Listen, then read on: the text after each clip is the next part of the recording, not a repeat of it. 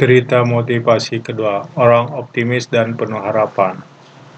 Abinya dan Abinau dipenjara seumur hidup karena tidak jelas perbuatannya oleh seorang raja yang bernama Mahapatah.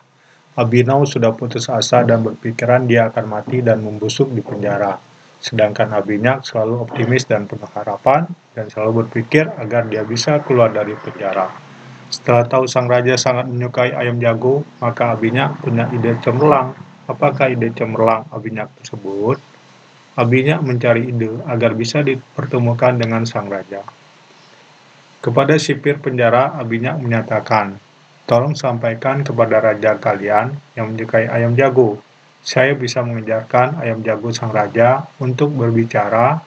Sang sipir menyampaikan pesan Abinyak dan sang raja sangat bersukacita karena nantinya dalam hayalannya ayam jagonya bisa berbicara. Oleh karena itu Abinyak disuruh menghadap raja.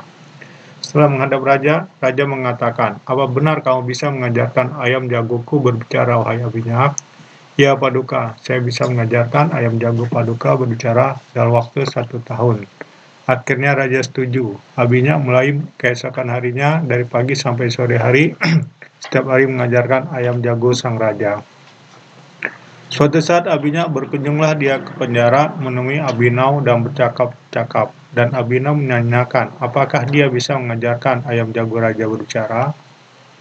Jawab Abinyak, "Iya, jalan itu yang saya ambil. Karena jalan tersebut saya punya kesempatan untuk keluar dari penjara dengan beberapa kemungkinan, yaitu pada saat sebelum setahun. Sebelum ayam jagonya pandai bicara, bisa jadi ayam jago sang raja mati, maka bebaslah saya.